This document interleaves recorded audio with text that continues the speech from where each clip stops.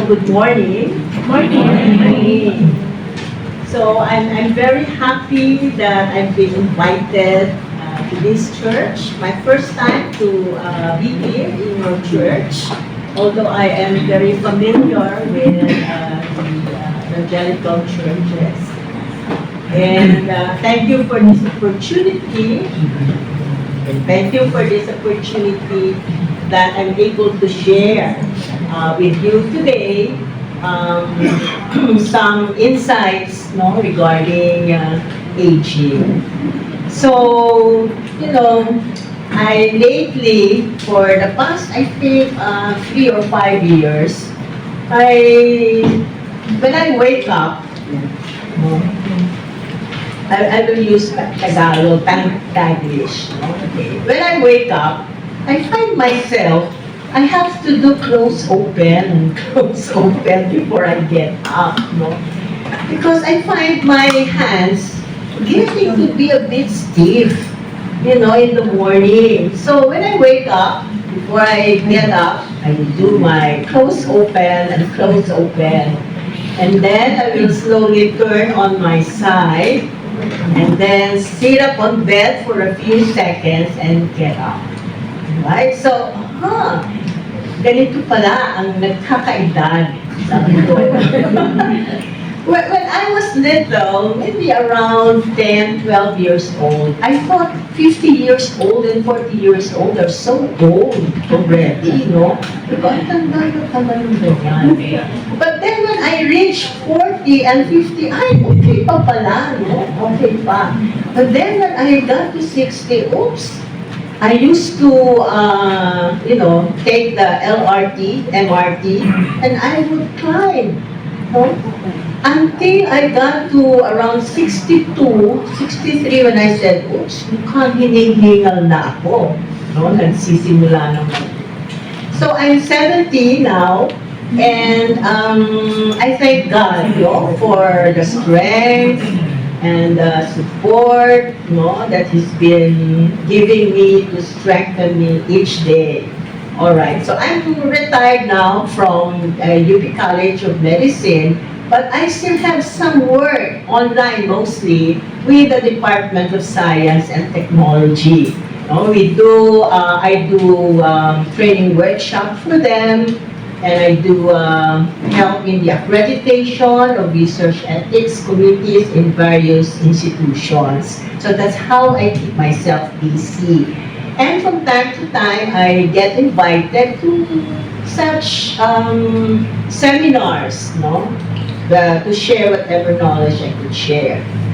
All right. So I was referred by Ma'am Sarah, and was invited to deliver this short talk about caring for the older person. And I got so excited when I learned that Ma'am Anna, who is a member of this church, who is a practicing OT, will also give a lecture after me. So sabi ko, wow, partner talaga, The basic principles, first part, and then the second part would be the more practical ways. All right. So let me start. May article, there's this journal article published just last year by UP Manila National Institutes of Health. And the title is, Are Filipinos Ready for Long-Term Care?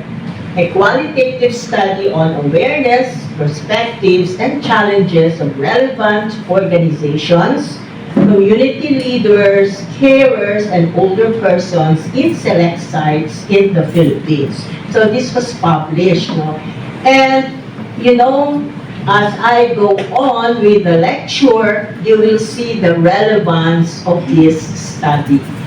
Right, so are we ready?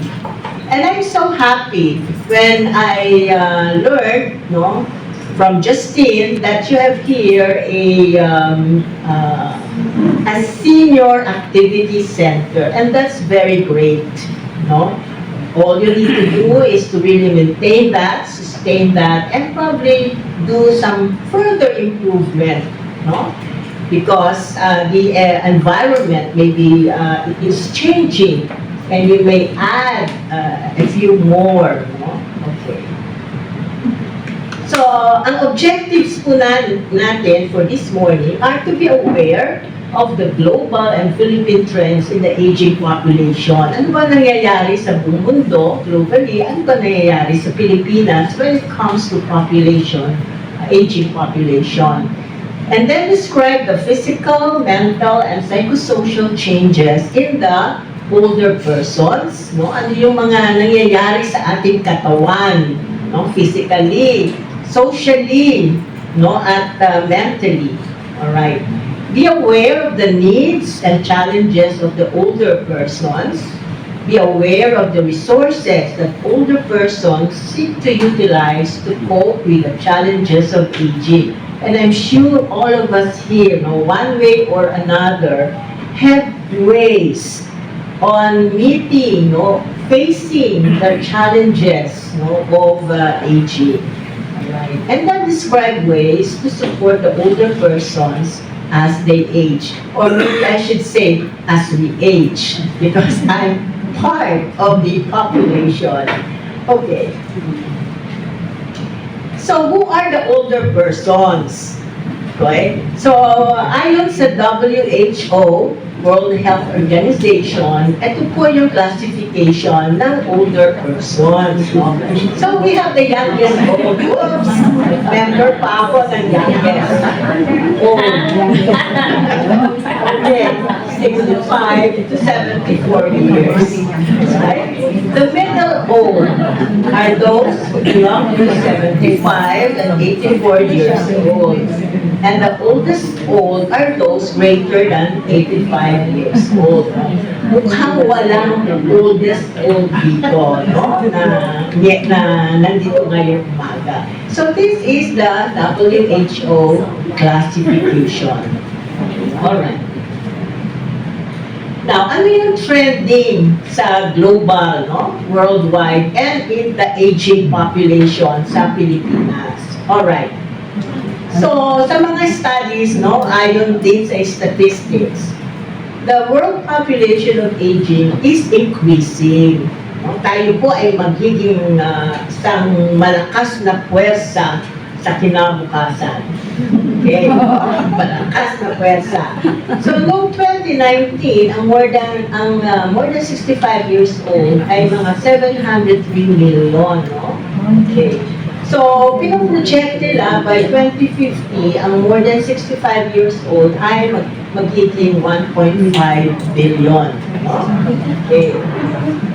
Sa Pilipinas, no, ito yung trending din, no?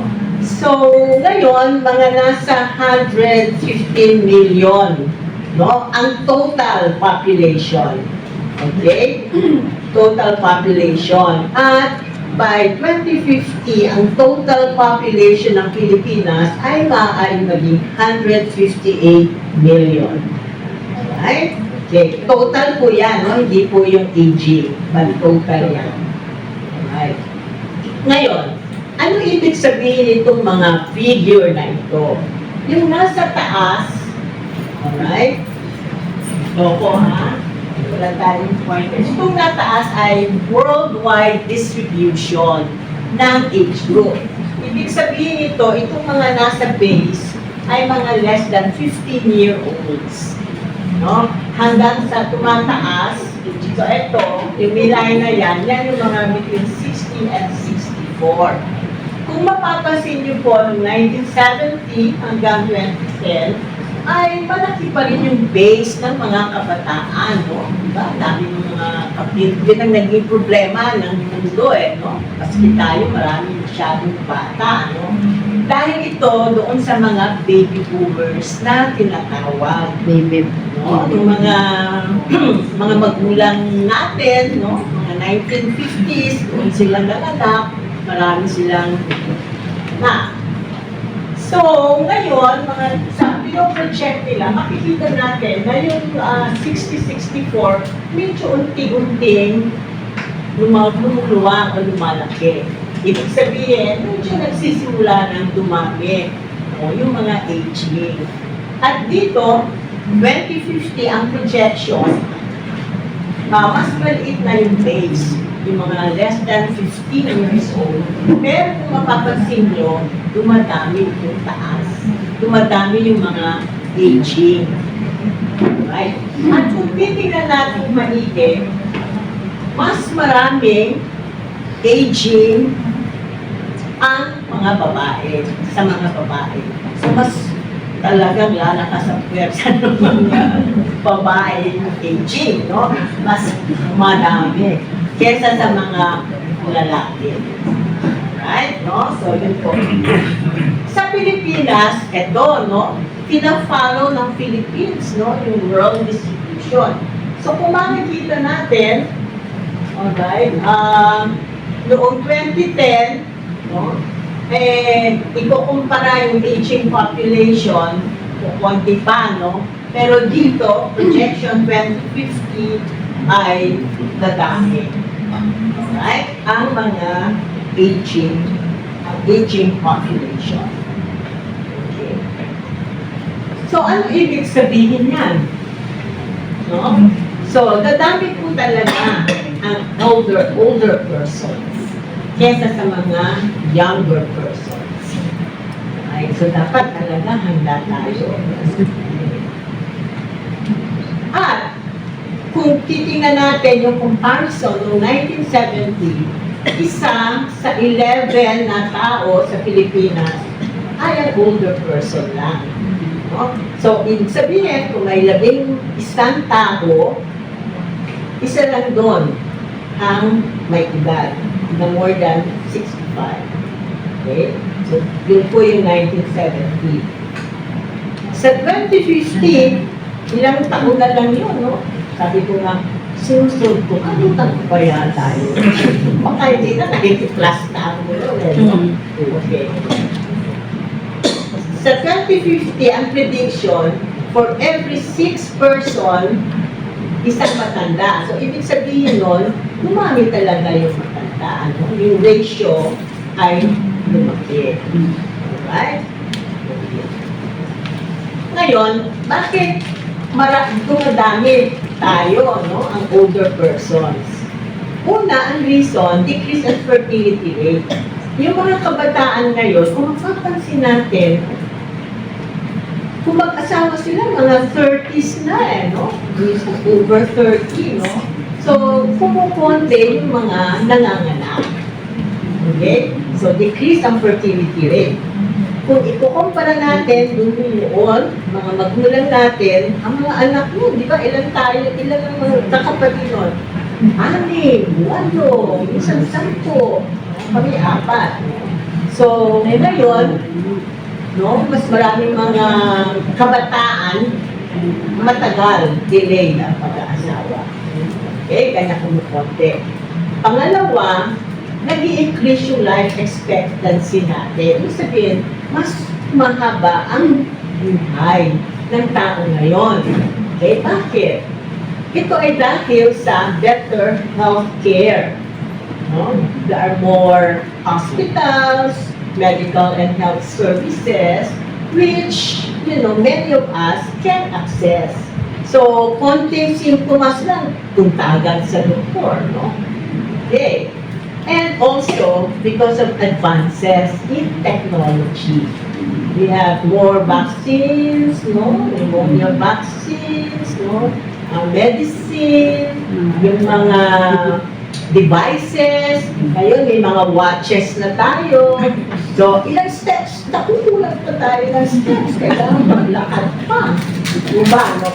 And then, makikita na, oops, okay, ang BP ko, no? So, advances in technology also, help in prolonging the life expectancy. Okay? So, ano yung life expectancy? Ito yung yung average number of years that a newborn could expect to live. Okay? So, pag born niya, kung mataas ang life expectancy, no, ay ibig sabihin, mahaba-haba ang buhay niya. It's interesting, nung piniprepare ko itong lecture na ito, ano ba yung life expectancy? Ilang taon? Okay? Nakita ko ito. Life expectancy nung biblical times. Okay? Di po ba yung mga dapat pala, hindi ko muna pilash, no? Tinanong ko muna. Okay. Sino ba yung pinakamahabang nabuhay noong time ng Bible? Ito sila.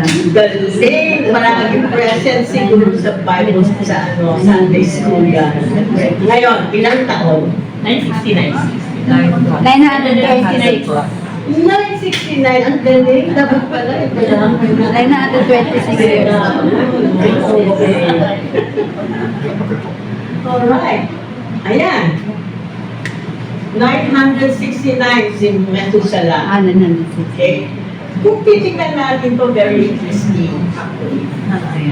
Anong period? Kaninong period yung flood? Noah. Okay. So, ito, yung kay Noah. Si Noah hanggang 950 years. No?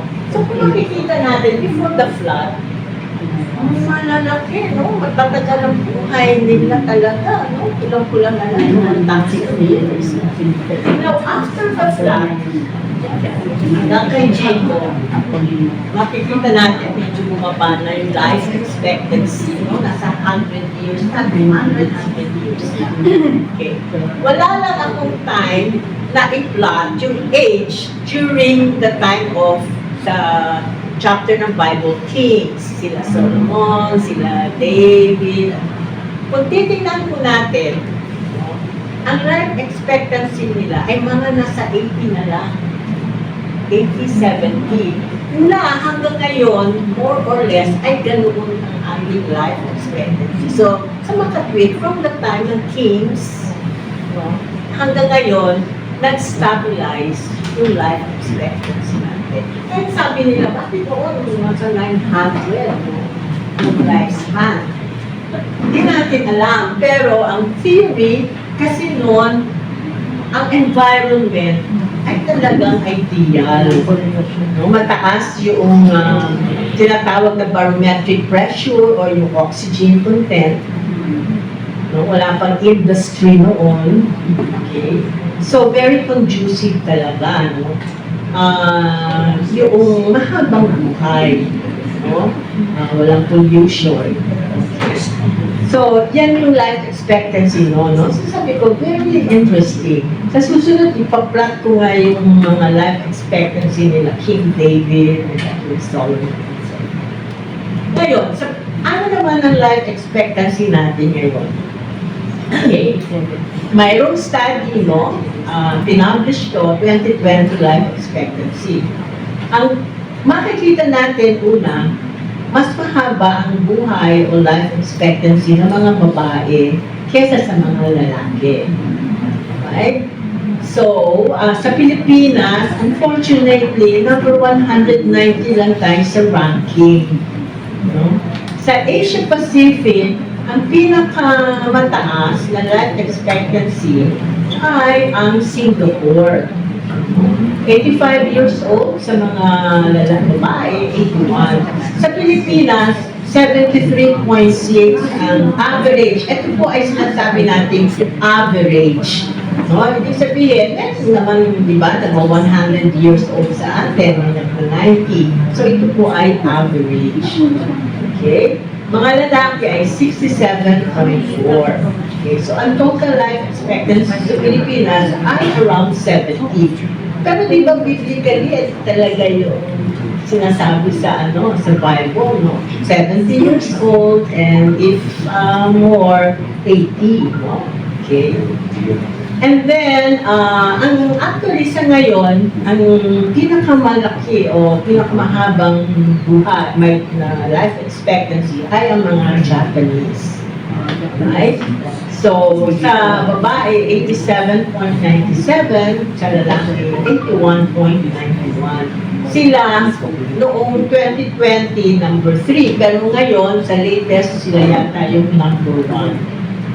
Right? So, mataas yung life expectancy ng mga Japanese. Alright. Ito naman po, base noong 2023, ay ang mga causes of mortality sa Pilipinas. No? So, ano yung mga top, sabihin na natin 5 or 10, no? Na causes of sickness and mortality or death, no? Sa Pilipinas. So, ang una po ay ischemic heart disease, no? Yung mga sakit sa puso, no? Heart attack, yan, no? And then neoplasms or cancer. Okay.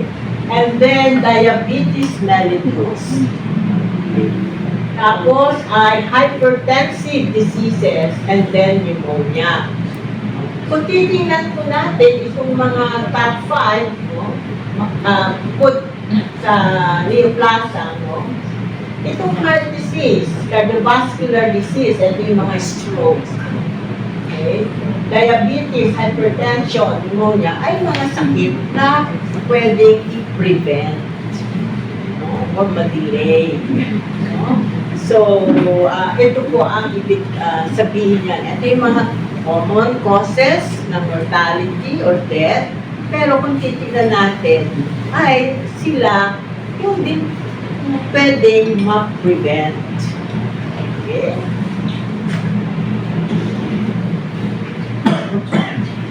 Ngayon, so sa mga katwid, ang aim po natin ay healthy aging. No? Paano kaya yung healthy aging? Yung mga sumasakit-sakit, no? Yung healthy aging na yan. So yung konsepto po ng healthy aging ay actually nasa sa inyo, nasa sa atin, kung ano ang ating goal. No? Sa ating buhay, sa state na ito. What does healthy aging mean to us? Right? So, ito po yung buong concept ng healthy aging. Health. So, sa makatwid, mayroong tatlong components. No? Biology. Ito yung kung ano, yung struktura nyo ngayon, yung physiology nyo ngayon, no? Biology. Under biology, ito genetic. Kung ang mga lola-lola ninuno nyo ay talagang mahahaba ang buhay, maaaring nakuha nyo yung genes na yan. No? So, genetic. Okay. Kung masasakitin naman kayo, part yan ng biology. No? Akala yung immune system, mababa, kanya madali magkasakit. So, yun yung biology. Right? Stress reactivity. No? So, ano ba ang level ng response nyo sa stress? Alright? Kung kaprasong stress lang, agitated na, no? Eh, makaka-apekto po yan sa health natin. Okay? And then, medication effects. No?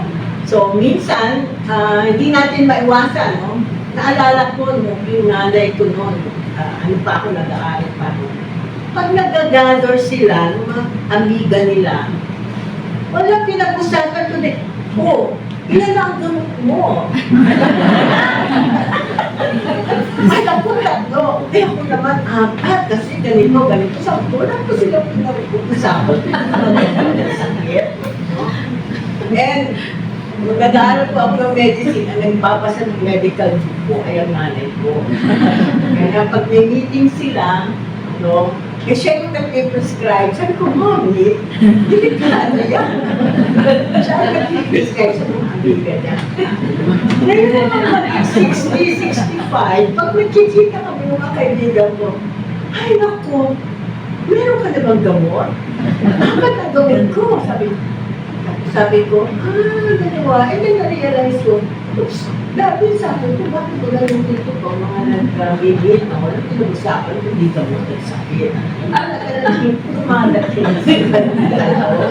Okay? Alright.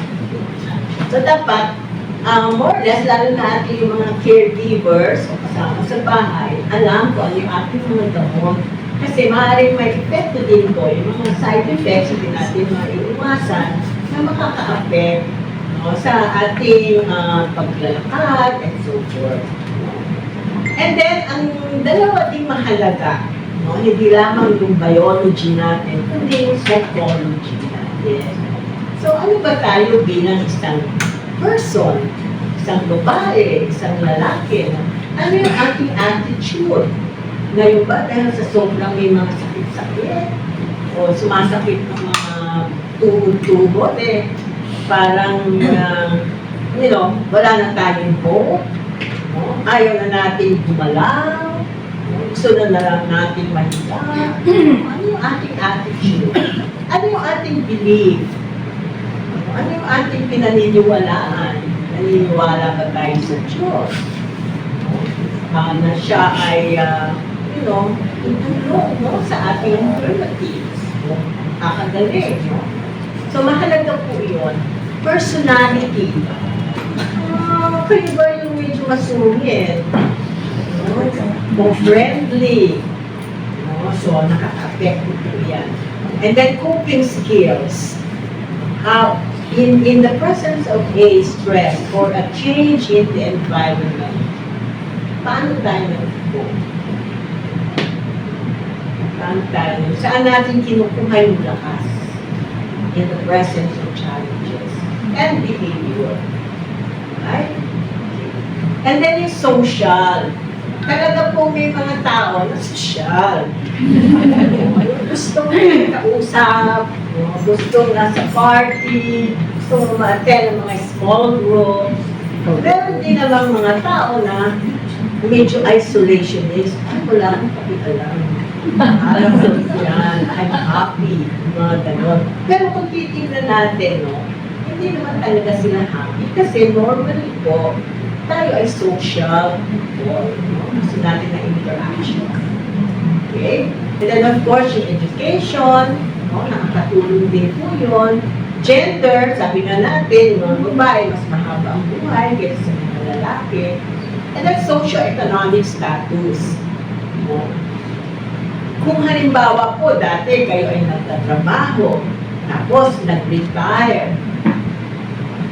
Naku, enak ba yung retirement na niya, yung pension, no? Kung SSS, parang kulang pang pamilya ng gamot. At sa mga marami naman na mahihirap, marami tayong mahihirap, mga kapatid, kulang na pila, magkano lang yun, 3,500 yata ang pension. Bibigyan mo pa ng baon yung apo mo kasi yung mga anak ko, walang trabaho. O ano lang ang trabaho. So, ikaw pa yung magbibigay, no? Mula sa pension. Alright? No? So, maraming po kaya ang nangyayari sa ating. And then, the support system. No? Yung support system, yung paano ba ang arrangement, halimbawa sa bahay, no? Sino yung maaasahan sa bahay. And then sa church, no? Supportive ba ang church? And so I'm so happy na meron kayong senior citizen ministry dito. Kasi isa pong form yan ng support sa mga elderly. Yung nabalitaan ko nung church namin, no? Kasi Human Bible Church ako sa UP, ay mag-speak ako dito, sabi niya, Ate Sally, dapat mag-speak ka rin, ang daya-daya mo, hindi mo pa yan sa Malabon. So, sa July po, mag-speak nila. Kasi nainggit sila. Okay. So, ito po yung kabuuan, no, na framework ng ating healthy aging.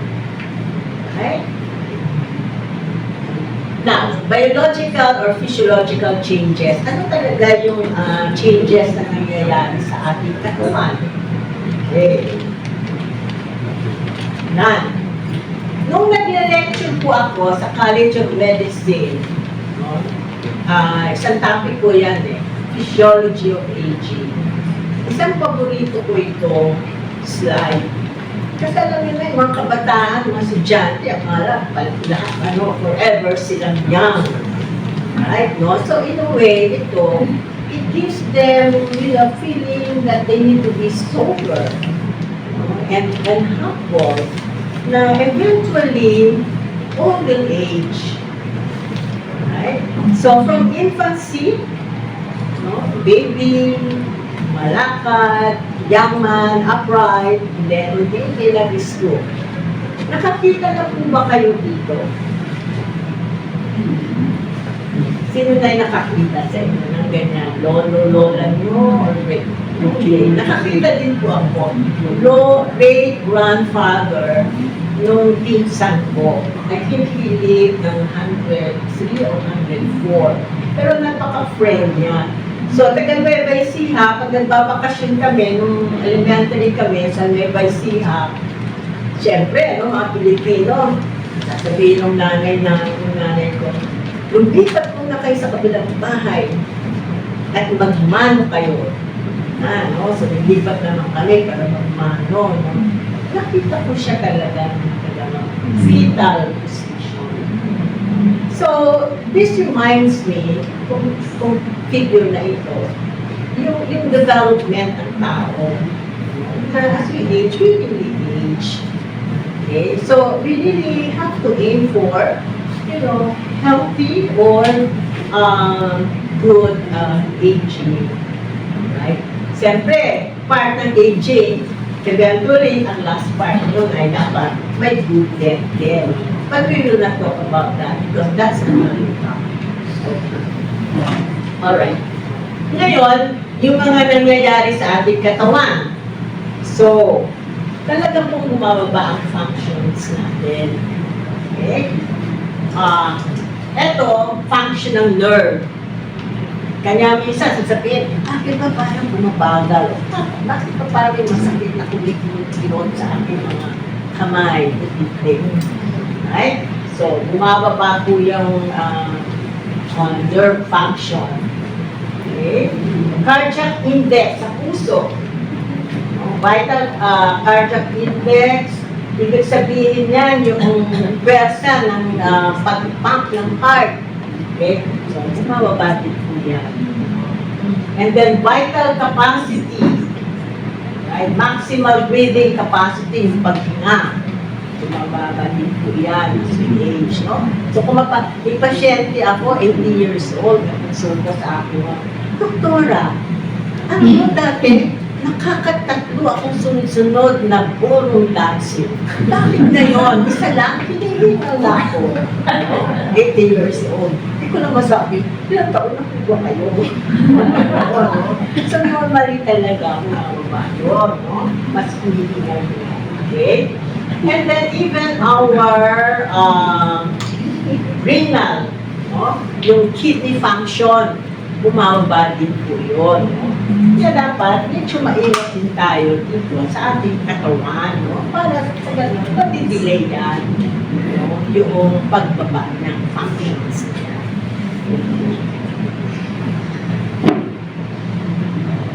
Alright, so, wala po tayong oras na talakayin lahat niyan. So, pumili lang ako ng dalawa. No, sa palagay ko are the more common concerns of the elderly. No? Ito yung cognitive impairment. No? Yung impairment natin sa memory, sa mag-reading, at yung falls. Right? No? Pag-fall, kasi prone po tayo sa fall. Okay. So ito yung isa sa mga fears natin, no? Ma-erase yung ating memories. Alright. Hindi naman po lahat ng elderly ay nagkaka-dementia. Hindi po lahat. Okay? May mga ilang porsyento lang ang maaari magkaroon ng dementia. So, ang dementia po ay isang category, general category, at maraming klase ang dementia. No? So, ayaw po natin na talagang ma-erase yung ating memory. Alright. So, dalawa pong klase yung ating cognitive ability, yung ability natin sa pag-intindi, no, sa ating memory. Ito yung tinatawag na crystallized intelligence. Ano ito? Ito yung mga verbal ability. No? Alam natin, anong capital ng Pilipinas?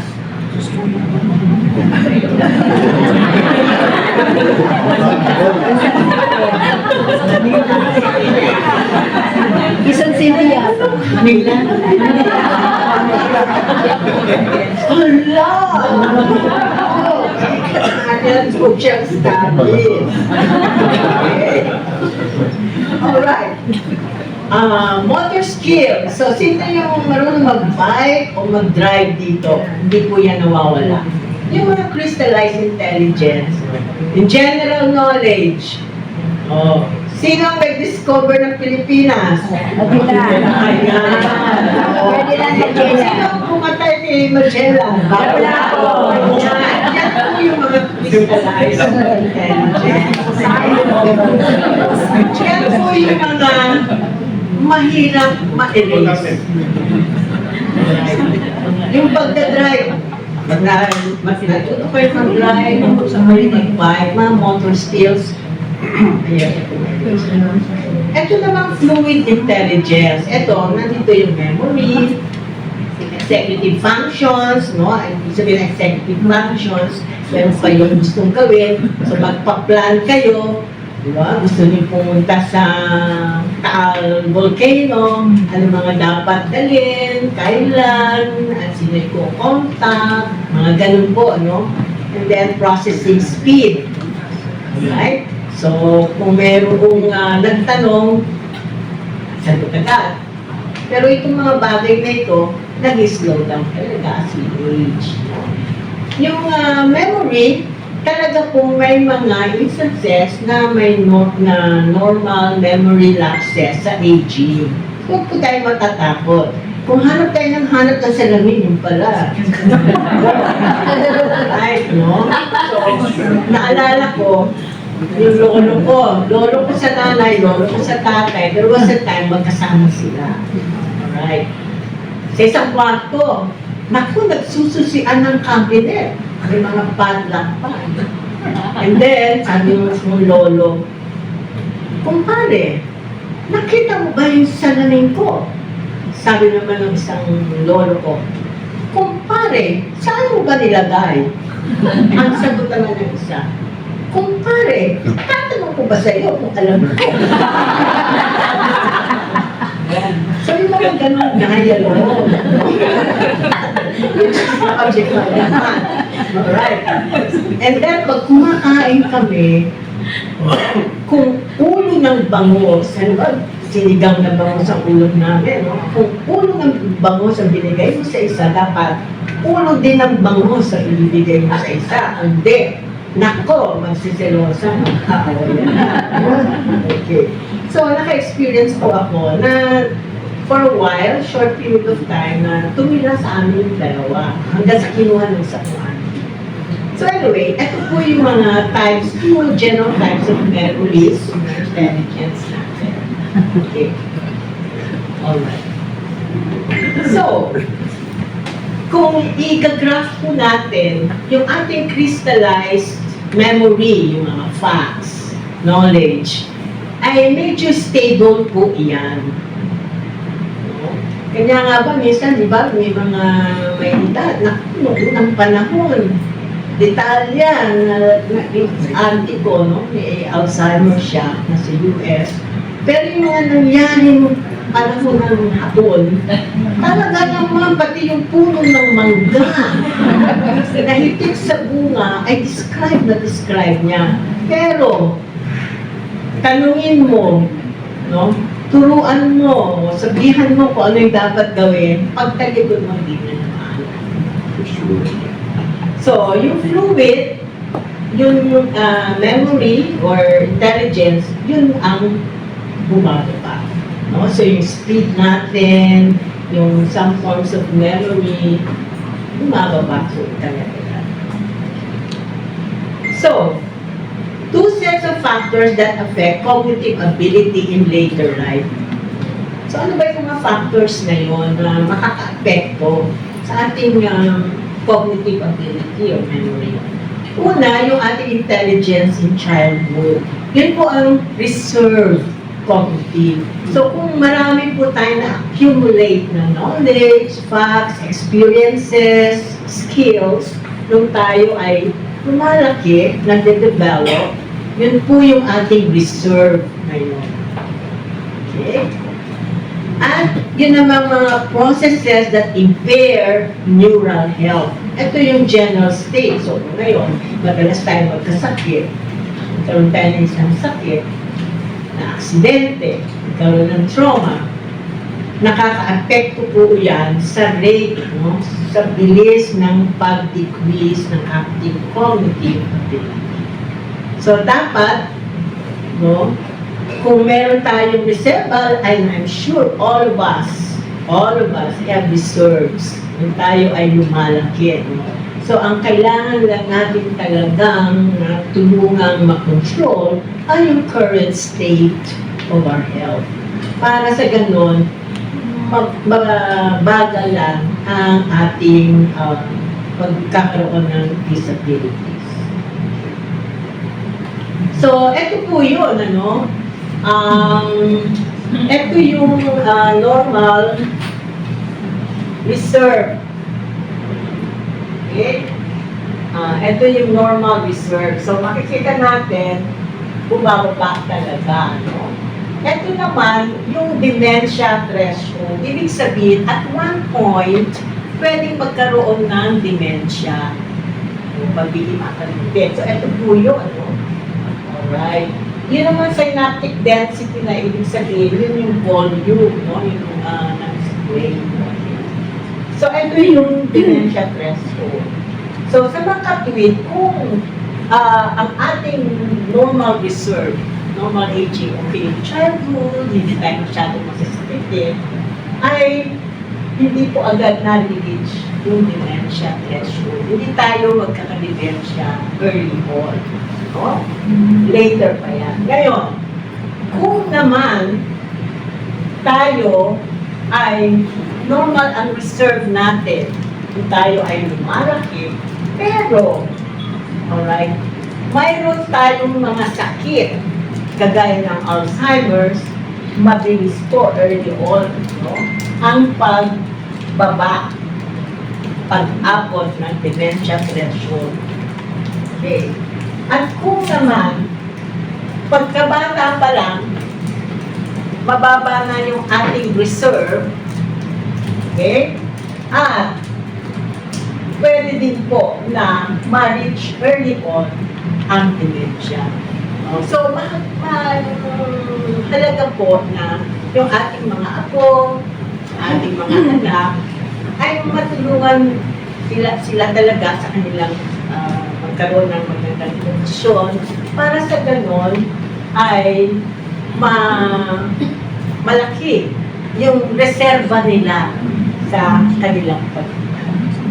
Ngayon, tayo naman po, maaaring iba-iba ang ating reserve. Maaaring iba talagang malaki yung reserve, maaaring iba hindi ganun malaki. So, pwede po natin gawin ay ito, no, na alagaan yung ating katawan at yung ating health. Para sa ganun, mabalanse at less po yung ating pag-deteriorate.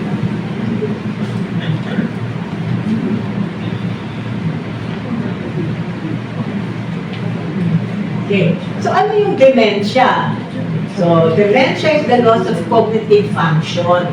Pag-iisip, remembering, and reasoning. At yung mga symptoms nag-vary yan. Depende sa klase. Okay. So, ulitin ko po, hindi po lahat ng elderly ay magkaka-dementia. Right? Hindi po lahat. So, ano yung mga symptoms ng dementia? Usually memory loss. No? Maaaring disoriented to time. So, halimbawa, sasabihin, nasan ba ako? Anong oras na ba? No? Yan. And then, difficulty in communication. No? Kahirapan sila mag-communicate. And then, difficulty with multitasking and planning. So, maaaring dati, tayo, lalo na yung mga babae, multitasking. Ibig sabihin, pwede natin gawin ang 3 o 4 na activities sabay-sabay. No? Pwede tayong nagluluto habang pinapakuluan ng karne. nagwa-washing machine. Lalo na kung automatic na taon. Habang nagwa-washing machine at kumukulo ang karne, nagwawalis. Ay, di ko ba ginagawa natin yan? Pamaya-maya may biglang tatawag. Habang nagwawalis, habang nagwa-washing machine, habang kumukulo ang karne, hello! Kayang-kaya, no? Pero sila po, ngayon, habang nagkakaedad, talagang nagdi-decrease, no? Maaaring 2 na lang o 3 multitask. Pero yung po mga pasyente may dementia, hindi po nila kaya ang 2. Minsan nga po, kadalasan, maski isang task, ay hindi nila magawa. Okay, no? So siguro wala naman po sa atin ng gano'n. No? So huwag po tayong matakot, hindi po lahat ng nagkakaedad ay nagkakadementia. Poor judgment, poor abstract thinking, poor problem solving. Right? And then, often misplaces things at naging paranoid pag hindi makita ang bagay. Siguro kinuha ni Jose. Wala pulot yan. No? Parang yung auntie ko may Alzheimer's noon. Binisita ko po sa US, no? Stay ako doon ng 5 months. Para tingnan sila. Nasa nursing home na po sila. Nako, hanap ng laundry bag. Alright? Siguro, inuwi niya si Romy na yan. Yun ang pangalan ng pinsan ko. Inuwi. Kinuha. Ninakaw. Laundry bag. Okay. So, mga ganun po. Ay, wala naman po siguro sa akin. And then, unable to perform complex tasks. No? Hindi naman sila multitask. No? And then, likewise, experiences motor and coordination problems. Okay?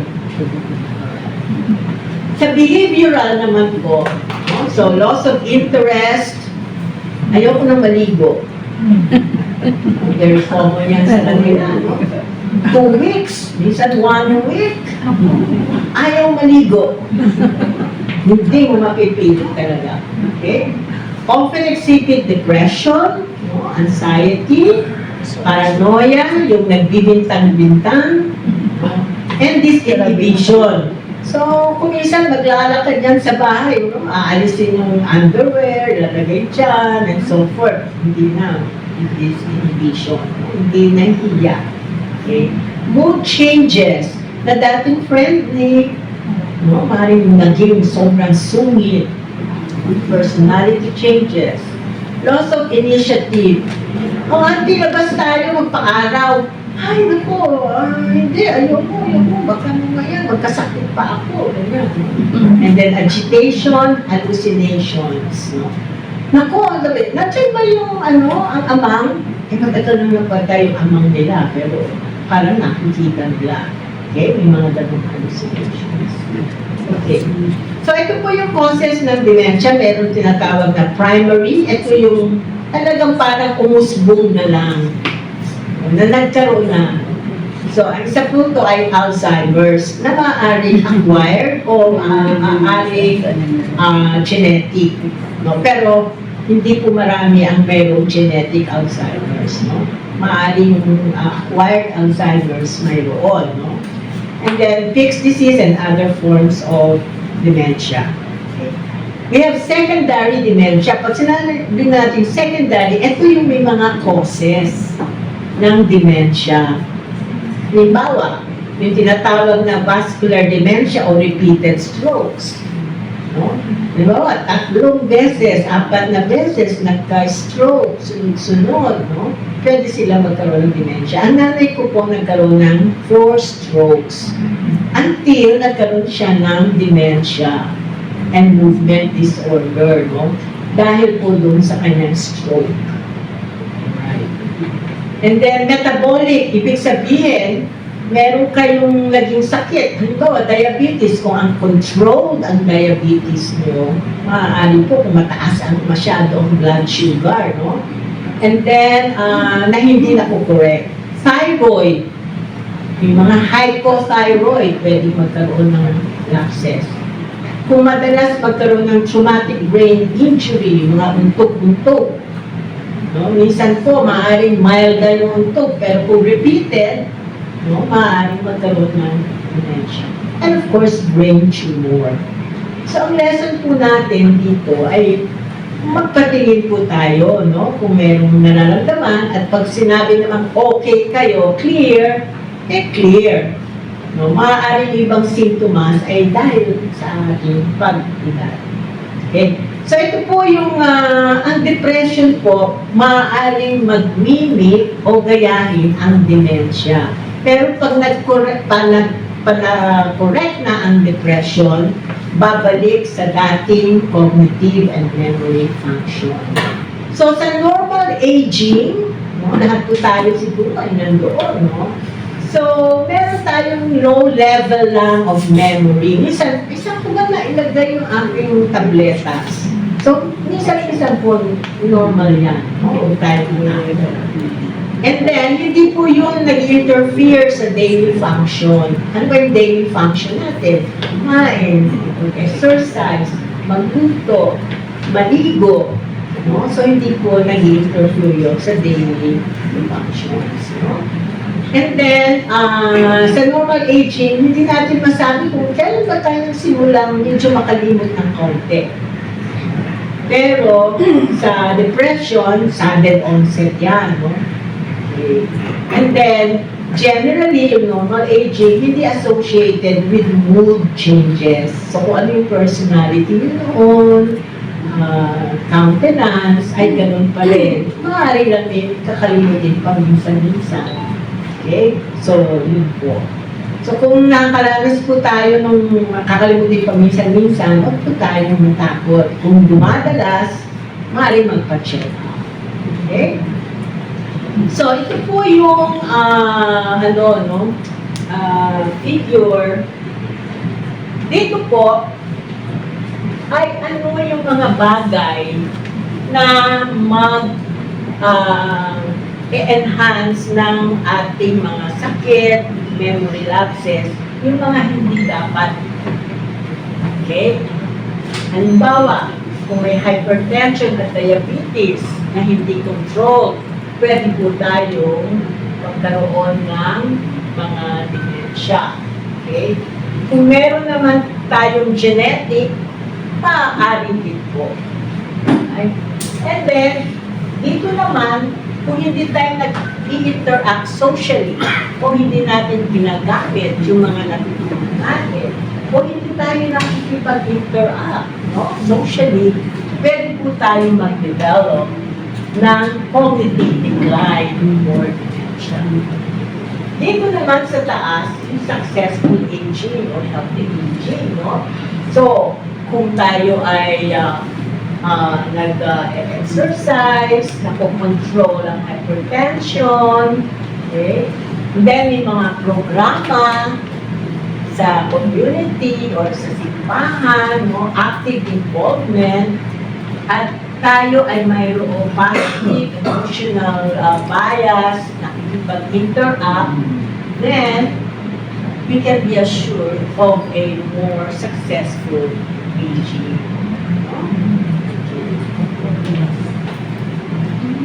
So, false. Okay. Marami po talaga na maaaring mahulog, no? So, sabi sa isang study, 30 to 40% of community dwellers more than 65 fall each year. Hindi ko na po tatanungin kung sino na yung mga nag-iwas dito. No? Ako po yung sa nag-iwas na. Okay. So, 20 to 30% naman daw of those more than 75 years old suffer from serious hip fractures and head trauma. No? So, ang complication po ng serious falls, maaaring magka-pneumonia tayo at magkaroon ng problema sa blood clots. So, ito po yung risk factors. Okay? Ibig sabihin, ano yung mga factors intrinsic na maaaring mag-cause ng fall? Ano yung sa inyong katawan ang maaaring mag-cause ng fall? Poor vision, very common po yan. Kanya pala madalas madapa, matapilo, malabo ang mata. Napakagaling po yung medyoan yan, pumunta lang sa ophthalmologist. Okay? Neuropathy. Ibig sabihin, yung mga nerves natin, naturally po na nag-age. So minsan, hindi natin alam kung malalim ba yung ating aapakan. Lalo na po, ang ating mga kalsada ay talaga naman, no, bako-bako. Ako pag gabi, kailangan tumingin talaga. No? Kasi medyo may problema ako sa depth perception. Hindi ko malam kung malalim ba siya o nababa. Okay? Poor balance, may problema sa tenga, arthritis, diabetes, muscle weakness. Marami po sa atin, dahil hindi nag-exercise, mahina po muscles natin. So, hindi tayo nakakabalanse maigi. Okay? And then, chronic diseases, drug effects. Meron po tayo mga iniinom po minsan, ang side effect ay medyo nakakahilo. Pero, maaaring sa dalihan. No? And then, history of falls. Kung madalas kayo mag-fall, ay maaaring madalas talaga. No? External factors or environment. This contributes 25 to 45%. Yung ating kapalitan. Unsatisfactory footwear. No? Mag-invest po tayo. No? So, ito, hindi po ako may-ari ng Crocs. Hindi din po ako may-ari ng, ano ba yung maganda sa Germany? Birkenstock. Hindi po ako may-ari ng, pero mahusay po sila kasi maganda yung swelas. No? Siguraduhin po natin ang swelas na maganda. So, slippery floors. Dati gusto mo yung wax, floor wax yung bahay natin. Pero sabi ko, wala na floor wax. And then, poorly paved floors and sidewalks. Poorly lit stairs and corridors. Matidilim yung mga pasilyo. Okay. Improper use of assistive devices. Kung kayo ay gumagamit ng cane, mali ang turo ng paggamit, pwede po mag-play. And then, dapat senior-proof ang house. Nung bago kaming kasal, after a year or so, nagkaanak, yung bahay namin baby-proof. Nagis namin yung centerpiece na mesa, no? Tsaka sofa, malambot. 10 years ago, nagpa-renovate po kami ng bahay. Kailangan, senior-proof ang bahay. Inalis na namin yung 6 steps. Pina-level na namin siguro 1 step na lang. At yung mga banyo namin, lagyan niya ng mga hawakan. Wala na floor wax. So, yung mga kabataan po dito, kung kayo po ay magpapagawa ng bahay, at kasama nyo yung mga magulang, siguraduhin na isa kwarto sa baba ay mako-convert nyo sa kwarto na yun. Nagkakaitan. Hindi na po sila pwede sa second floor. Ayan, sino gusto sumama dyan?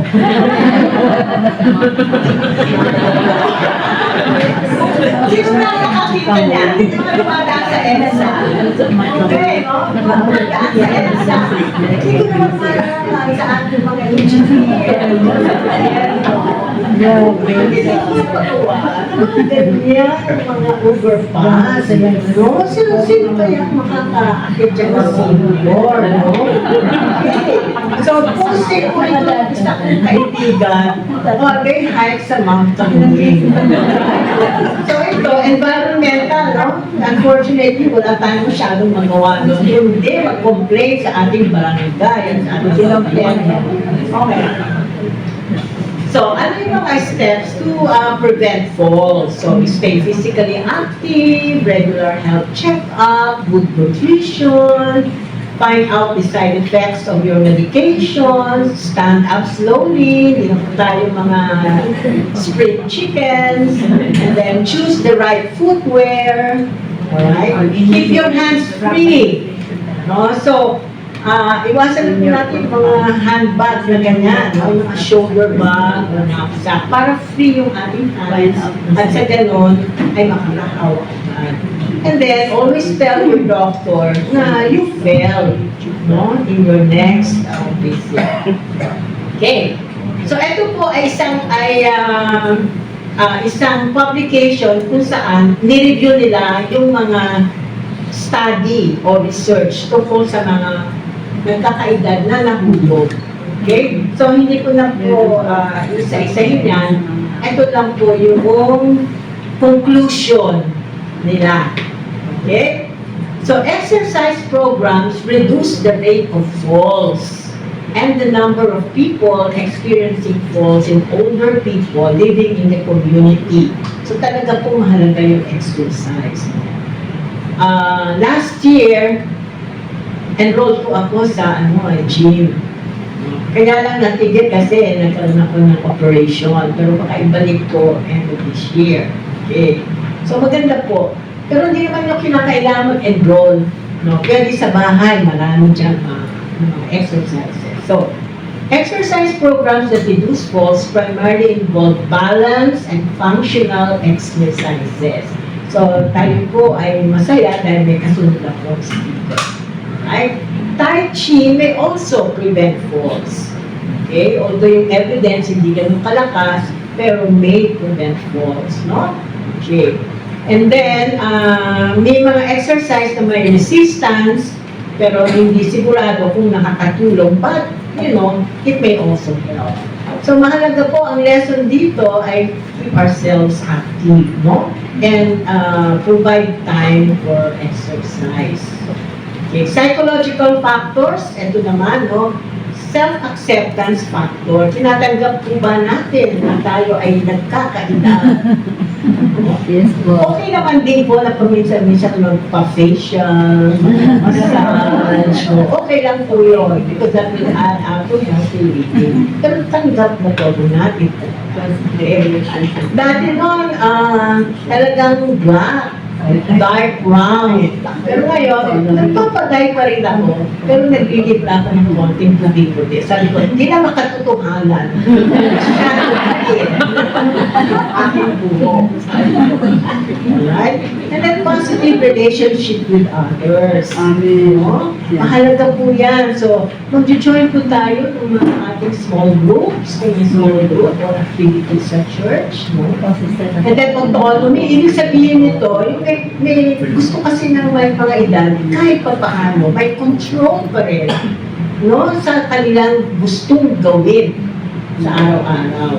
Sila pa rin yung may gustong mag-desisyon in many cases, no? Hindi po ba? Gusto natin yun. Right. Pero siyempre, sa mga ibang bagay, hayaan natin yung talagang mas nakakabata siguro. But generally, we want to have some say. Okay. And then having goals in life. No? Na kahit na tayo nagkakaedad, meron pa din tayong goal. Next year, gusto natin pumunta doon sa anong lugar na yon, or gusto natin tumaten doon sa wedding ng anak or whatever. No? Meron pa rin tayong goal. May goal pa rin tayo na gusto pa rin natin unawain at malaman more, no, tungkol sa Panginoon, no, kay Lord Jesus, no, goal din natin yan, no? And spiritual well-being, going to church, reading, having devotions, no, sharing our life story to others. Okay, so ito, pinag-aralan, no, yung ano ba yung concept ng healthy living, aging sa mga Europeans, German, and US. No? Wala po tayo ganitong style. Pero number one nila, ang health. Ang sabi nila, pag healthy sila, concept nila yun, no? Na successful aging. Social resources. So, napakahalaga talaga ng social interaction. No? Hindi po tayo dapat mag-isolate. We should engage. Okay? And then activities and interests, no? So mag-join pa rin tayo kung merong games sa halimbawa, board games, whatever, we join. Okay? Attitudes and beliefs, no? So palakasin po natin yung ating faith, no? Sa Panginoon, and we also share. Napakarami po natin pwede i-share sa mga kabataan. Alam ko, ang aking hinahawang small group ay yung mga age group ng mga 40s and 50s. Sabi ng kaibigan kong kasigad, bakit ayaw mo ba sumama sa amin? Kung hindi naman, sumasama naman ako. Kasi feeling ko, marami pa akong mas-share. Sa mga younger ones. Sino ba biblical din sa table ko? Share sa mga younger ones. Okay. Well-being, love, life, financial resources. Kung titingnan niyo po, nandito lang, pag-ilan, 2, 4, 6, 6 or 7. Pero mahalaga po yung financial resources. No? Hindi po natin yung kapatid sa pera kasi kailangan din po natin ng pera. No? So maganda po may good support tayo from the families, may good pension. So, okay. Alright, so pwede ko na yan. So ito yung themes, no? Family change na makaka-contribute. So, family changes. Habang nagkakaedad tayo, yung ating mga anak, wala na sa bahay. So, isang coping mechanism yun. Marami sa ating kabataan, nagmamigrate. So, pressure, sino mag-aalaga sa mga edad ng parents. Right? And then, support and care. No? Physically, we decline. Our ability to work declines. So, kailangan meron tayong support, no? Health problems, no? And then, paano yan i-address? So, kailangan, mga doktor dyan, magpapa-check up.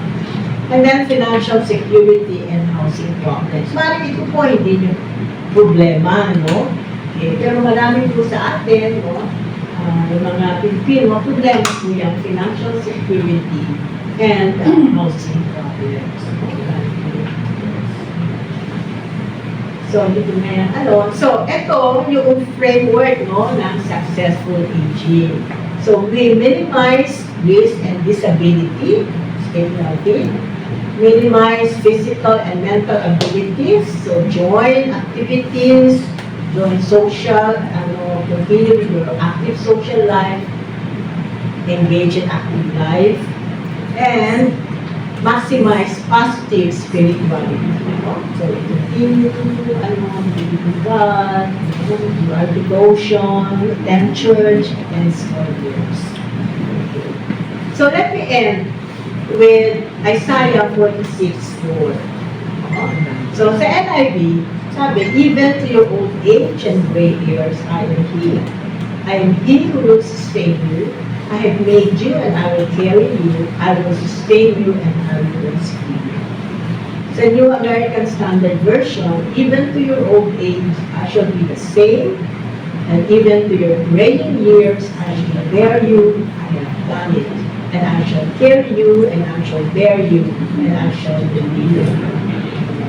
So, ayan na naman yung picture, no? Maaaring the first time nakita yan. Wow, kaya na pala pang nakita. But, what Isaiah here, what God here promises is that as He promised, as Yahweh promised the Israelites that He will be with them, from the time the nation was created until the end, nandun siya for those who believe in Yahweh. Ganun din po sa ating Panginoon. Because God created us, He created us in His image, and therefore He cares for us. And ang promise niya dito, hindi lang habang bata, no? But until gray hair, until the end.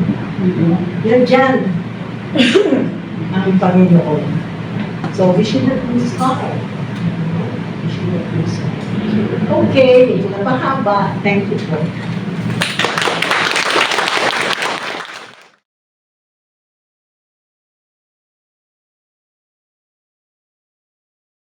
Okay, meron nagtatanong, what's an occupational therapist? Iba po siya sa physical therapist. I'm just going to explain a little bit kung bakit ako nasali dito. So, an occupational therapist, we help people to do what they need to do and what they want to do. So, ano ba yung mga need to do natin? Maligo, magbihes, kumain, mag-commute, kung nagko-commute tayo. Ano ba yung mga want to do natin? lunch sa ating mga kaibigan, makapag-shopping mag-isa. Yun yung mga gusto natin gawin at kailangan natin gawin. So that's what occupational therapists help our clients with. Now, yung ang kliyente ko po ay pediatric clients. I work with children with disabilities from 0 to 20 or 30 years old. Maski na 30 years old na sila, they still have developmental disabilities, intellectual disabilities. I work with them. But I was asked to talk about caring for the elderly dahil as an OT, na-train din po kami doon. But my mom is also elderly, and so I've been doing a few things with them na sana makatulong po sa inyo, no? So some of the things that elderly people want to do and need to do katulad natin ay yung ADL, Activities of Daily Living. Yun yung mga basic na caring for ourselves. Meal preparation, leisure, mag-alaga ng mga apo. Di ba maraming mga nag-aalaga ng apo, no? Spirituality, managing the home, maski na may yaya or may mga nag-aalaga, they still want to care for their own bedroom by themselves. We look at how they adapt. Meaningful occupations. Ito yung sinasabi natin kanina, na-mention po ni Ma'am, no, na gusto pa nilang gawin yun, minsan kasi pinipilit natin. No, one of the situations where this came up in our family was that yung dad ko kailangan ma-hospital. Okay? Actually, kailangan niyang dagdagan ng dugo. So, he was low blood and kailangan daw. But after one bag, he pulled out yung kanyang, ano tawag yun? IP. Swero din may tawag doon, IP.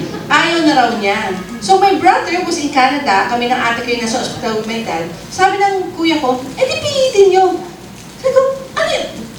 Itatali namin sa kama. Tapos, he didn't want to anymore and he could decide. So, my sister and I felt, we cannot force him kung ayaw na niya. Parang, yun na, exactly what you said. Gusto mo itali namin sa kama para pumayag siya when he wasn't willing to do that anymore, no? But being able to decide for themselves was mentioned earlier, and I'll mention it again later. Pet care, social participation, health management, being a part of the decision-making sa kanilang pag-alaga sa sarili, no?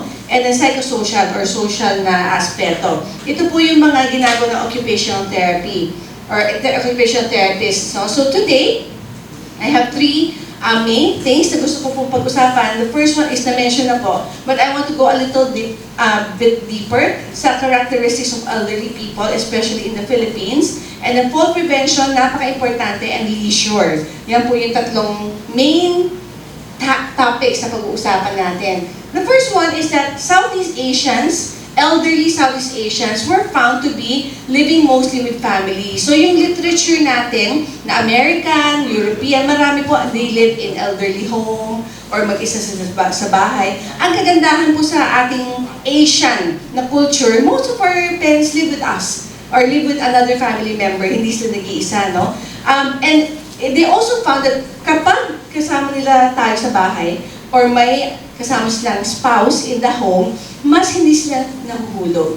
There could be several reasons. Baka mas nababantayan, baka mas sharp sila kasi may nakakausap pa sila. But yun ang nakita nila. Kapag kasama ang asawa sa bahay, nakatira in a home, not in an aged home, yung bahay talaga na may pamilya, mas hindi sila nahuhulog, no?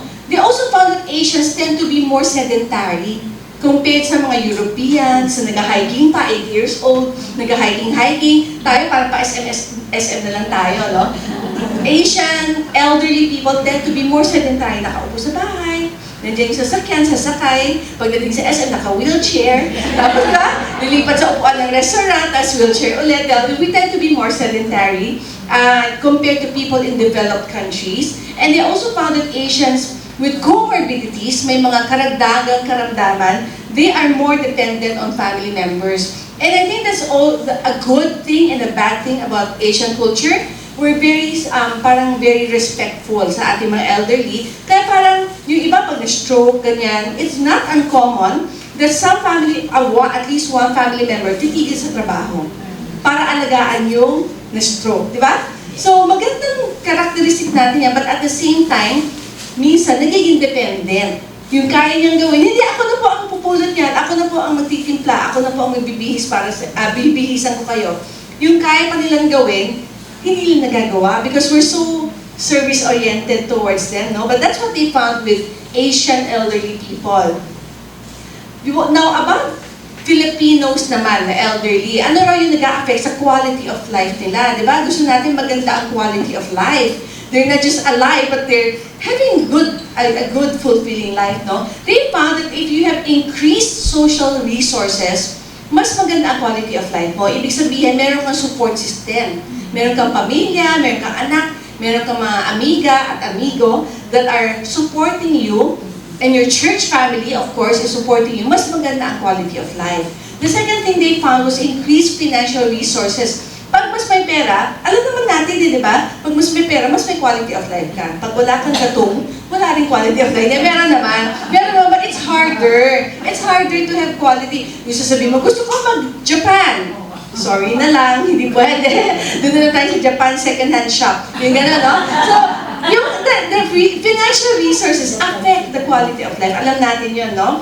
And then, higher education, the more highly educated the person is, pagtanda niya, the better is the quality of life. Okay? And then, higher access to community resources. Kapag kaya nilang pumunta sa restaurant, sa mall, sa church, na hindi nahihirapan, mas okay yun. So, those in urban locations, yung mga nasa city, mas maganda raw yung quality of life na in this respect.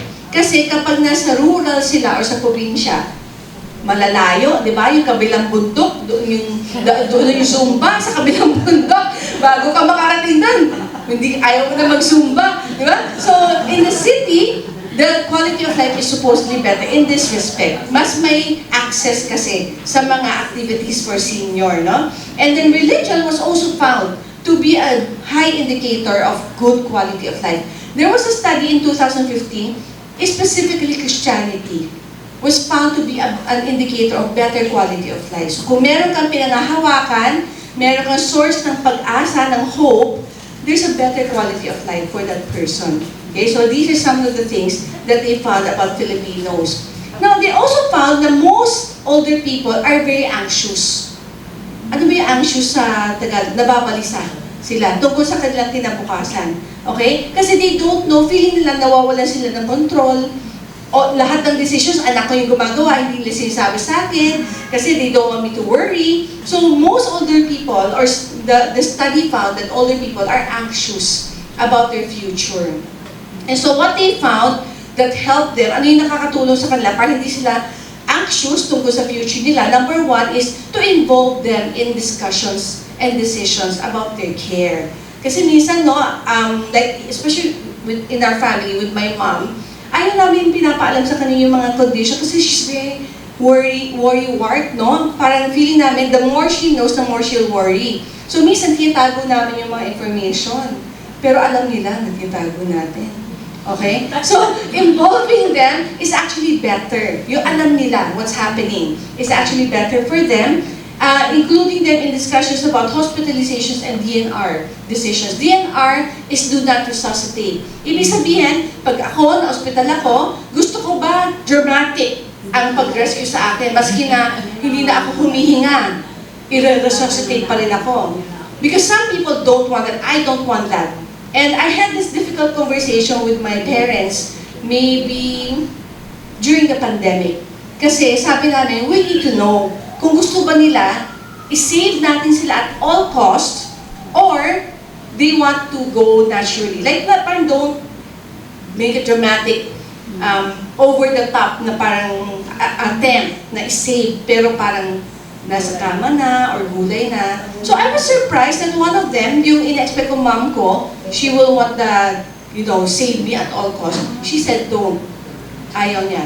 At yung dad ko naman, na feeling ko, medyo dead mom. Yung dad ko kasi parang ganyan lang yan eh. Para si general talaga. Siya yung nagsabi na gusto niya, i-save siya no matter what. But this is part of the discussion, and they, of course, I have a kuya, ate, and myself. Siyempre, ako yung nautusan, na ako yung kumausap sa kanila. Kasi it's a difficult conversation to have with your parents, di ba?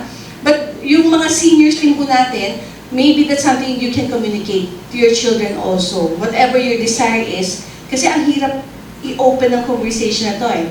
But now kasi, when you go to hospitals, correct me if I'm wrong, you can sign these things na don't intubate me kapag hindi na ako makahinga. Huwag mo nang i-resuscitate ako kapag hindi na ako humihinga.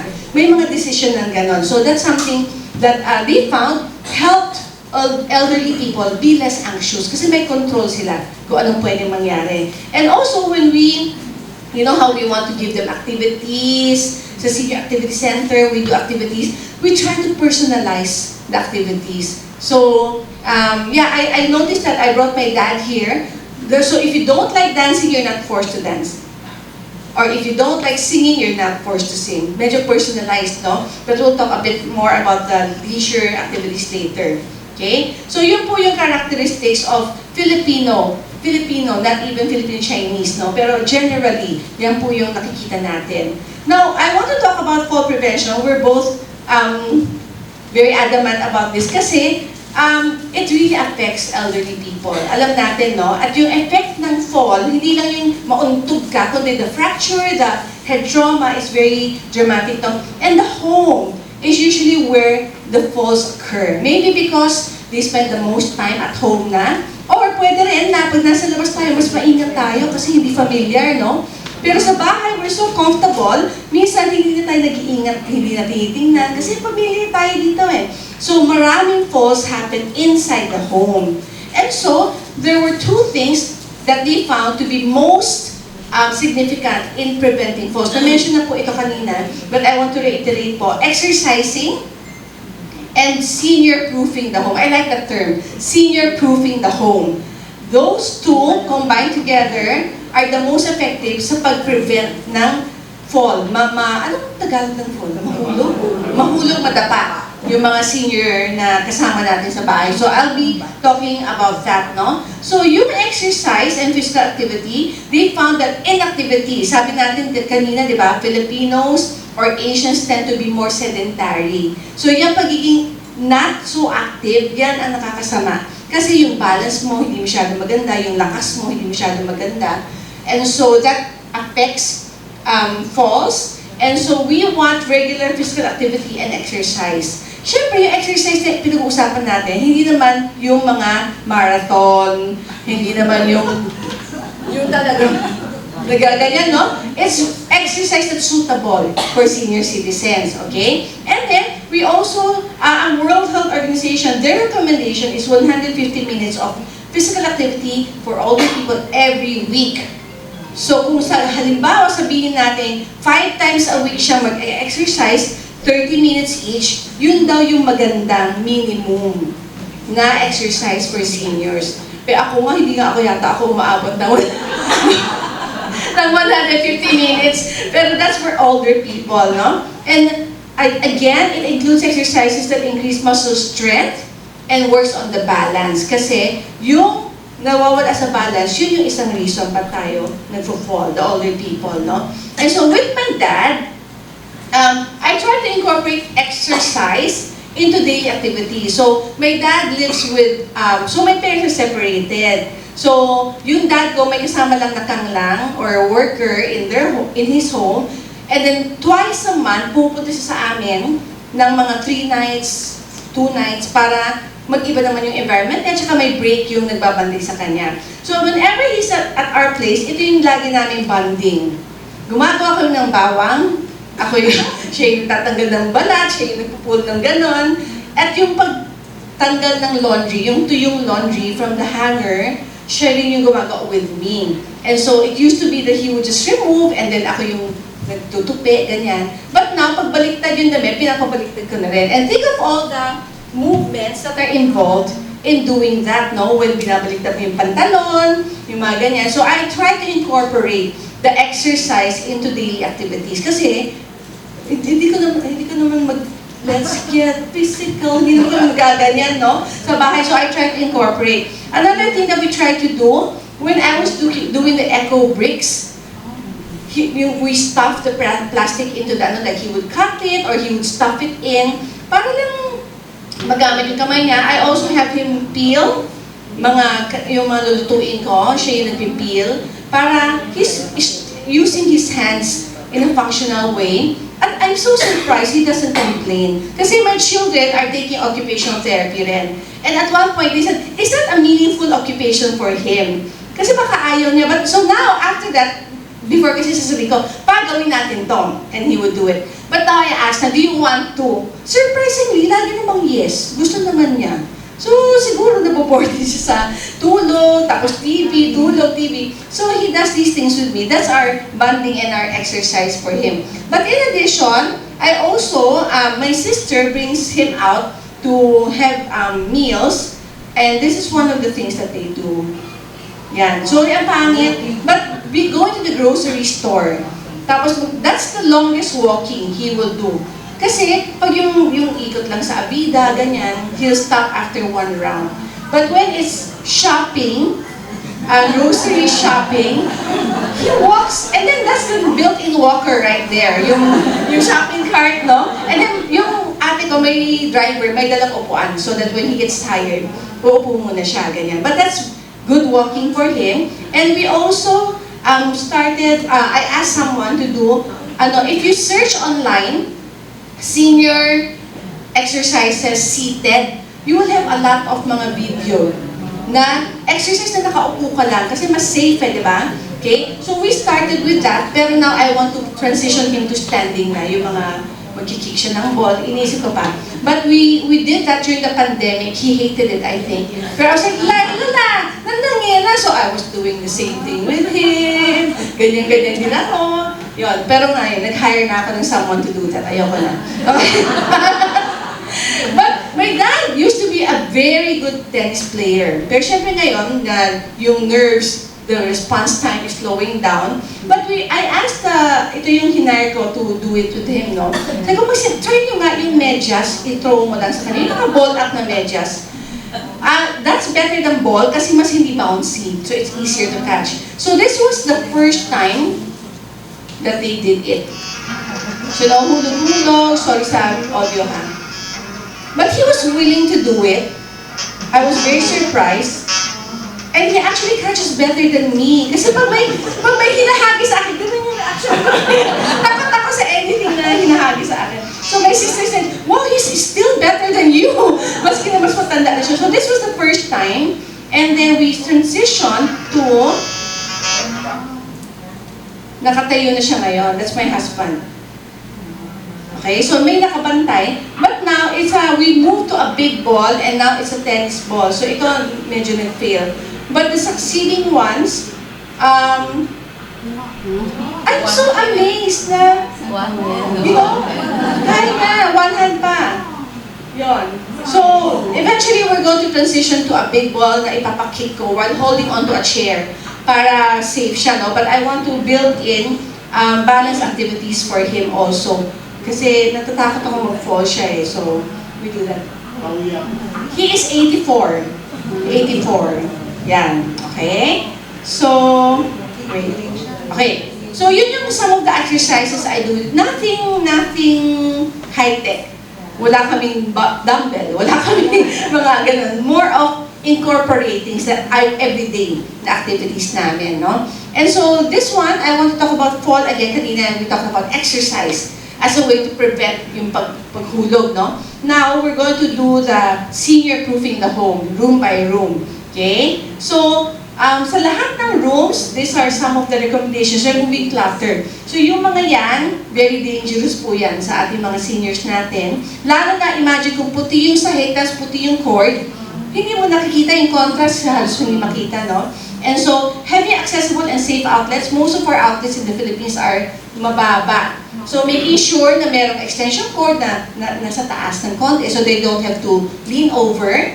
And then having clear pathways. So, minsan, lalo na nung pag may mga hagdanan, no, yung mga sapatos natin, nakalagay sa tabi, may mga pots, may mga plants, may mga hayop, kung ano-ano. Making sure it's all clear when they're passing through. And we can buy this from Lazada. Most of these, kinuha ko from Lazada and Shopee.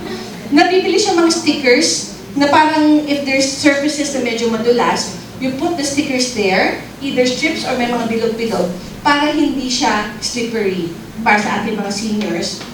And making sure that when we have rugs, rubber yung ilalim. Kasi pag yung tela lang, madulas pa rin siya.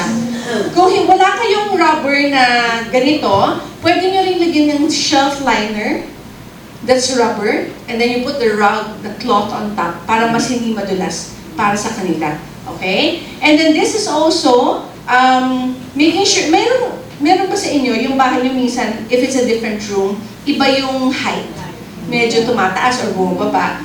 Nakakatalisod kasi yon. So making sure that it's, I have a better picture later, sorry. I'll show you a better picture later. But in the bedroom, installing rails might be helpful. So this is, this actually slides under the bed mattress. Tapos yun, may hahawakan lang siya pag uupo siya or hihiga siya. Shopee again, okay? Using night lights, may mga lamps na po ngayon na pag hawak mo, magla-light up na siya.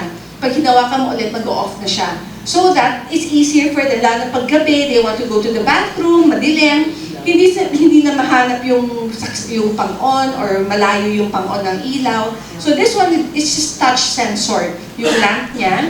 And then even inside the cabinets, you know how we said poor vision is one of the reasons for falls, no? But it's also can be a reason, but sila naging independent. Hindi lang mahanap yung damit nila kasi ang dilim-dilim sa loob ng cabinet. So meron na po na-i-install inside the cabinet na pagbukas mo, mag-on siya mag-isa.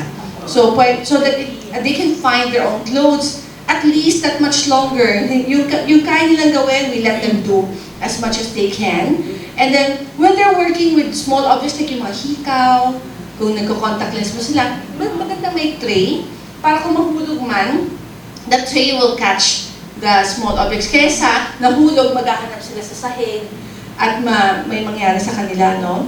And placing a landline or a well-charged phone near them or their cell phone na lagi naka-charge para kung may emergency, hawak nila, they can call someone to help them. Okay?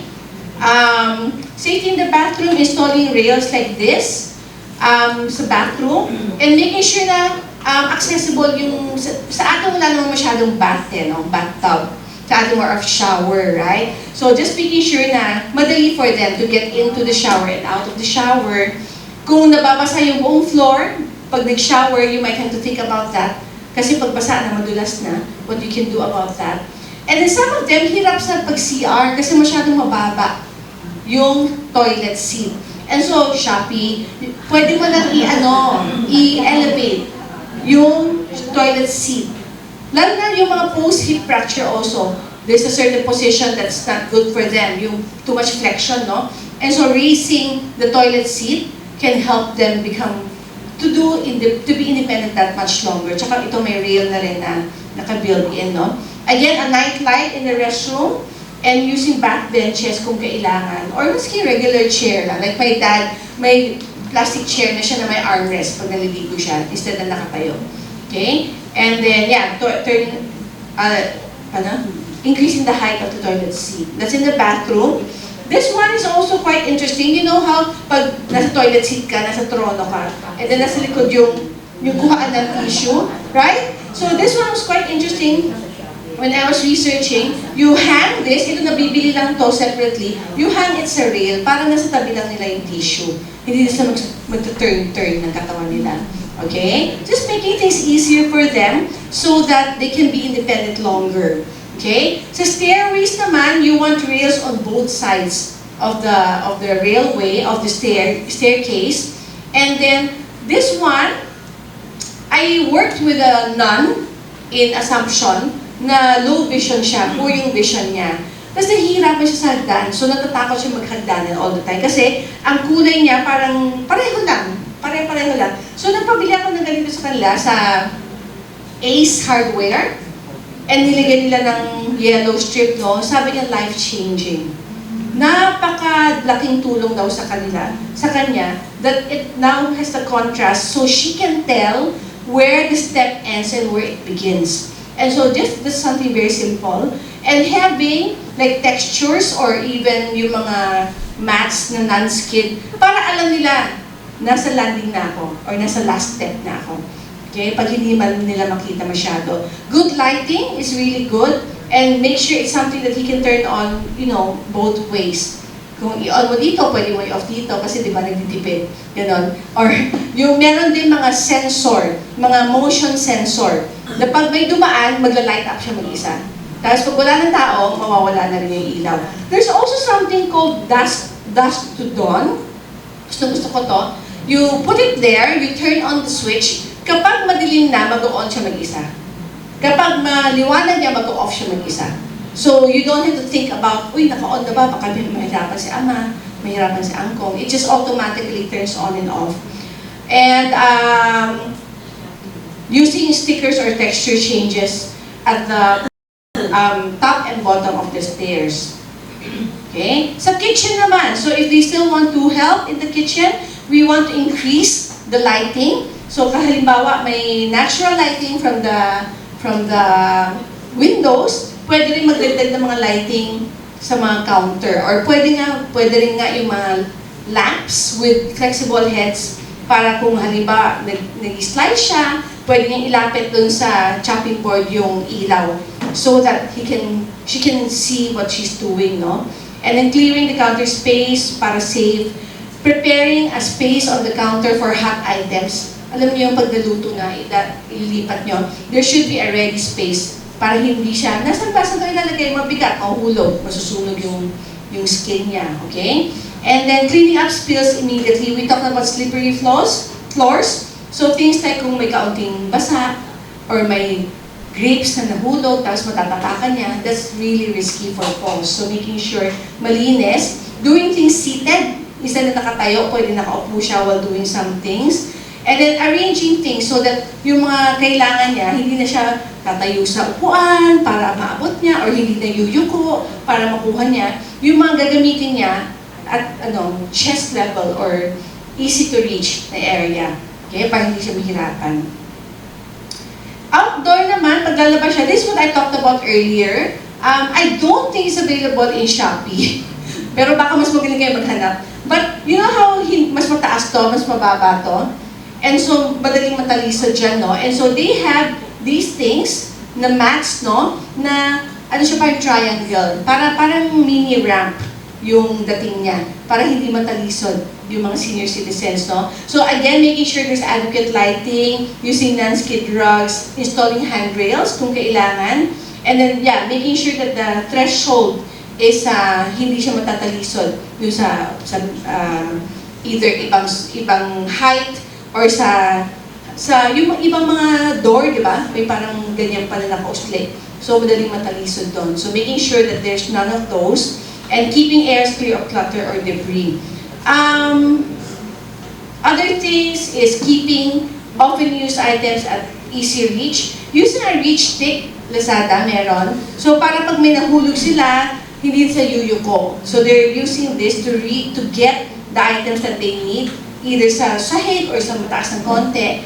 Okay? And then, this is a big thing. Yung mga pets nyo, marunong ba umiwas? Kasi some pets are very friendly. They go, lumalapit sa'yo, naglalakad ka, and sa'yo matatalisod yung I actually had one adult patient na naging blind. That was one of their problems. Yung mga dogs nila, sanay na nakalabalandra kung saan-saan.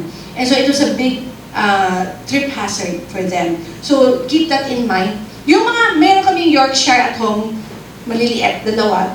Marami ng beses na nasipa namin accidentally. So they're so good. Pag parating na kami, umiiwas na silang ganyan. So no problem. But then some dogs, lumalapit sa'yo, di ba? So making sure, keeping that in mind kung yung pets yung trained to avoid. So siguro sipain niyo a few times. Para umiiwas. Okay? Keeping a list of emergency numbers, either sa phone, kung marunong mag-phone sa emergency, like the speed dial, para even if they forget the phone number, matatawagan nila. And one of the things I did with my mother-in-law when she had a stroke, she had difficulty remembering things, was gumawa ako ng, siguro half of this, yung mukha ng mga anak niya, tapos yung phone number. And then nag-practice kami mag-dial. So if she wanted to call, like Aida, hahanapin yung mukha niya, tapos yun, nandyan yung phone number, para she can call pa rin. So doing things like that na malaki, para kitang-kita. And safe footwear was mentioned earlier, that's also a big thing. My mom actually slipped in a restroom in Metropolitan Hospital 15 years ago, naputol yung patela niya. Dahil sa sapatos, hindi safe yung sapatos niya. So what's safe footwear? Yung sole ang pinaka-importante, na non-skid siya. So, dapat may mga ridges. Hindi siya smooth, kundi madaling madulas if the sole is not good. So, looking at the footwear, making sure it's safe. So, yeah, those are some of the things to senior-proof our homes, no? And the next one is really short, specifically social connections and music. So, what they found with elderly people, balik. Okay. What they found with elderly people is that they need social connections, social interactions. Okay? Ang nakita nila is that yung walang social interaction, ang risk niya sa health mo or yung bad na effect niya sa health mo is as bad as smoking or obesity. Kasi we're all made to want social connectedness. God made us that way, right? So if you are isolated at home, wala kang kausap, mag-isa ka lang lagi, nanonood ka, even if nandyan lahat ng comforts, pero wala kang human connection, it's as bad as smoking or obesity, yung effect niya sa katawan mo. And so we want to make sure that our elderly loved ones have as much social connection as possible. So, mga apo, may mga apo dito, no? Maski na checking in on them when you get home or aalis ka. Papakita mo yung dinrowing mo sa school. Hindi, tanda ka na. Okay.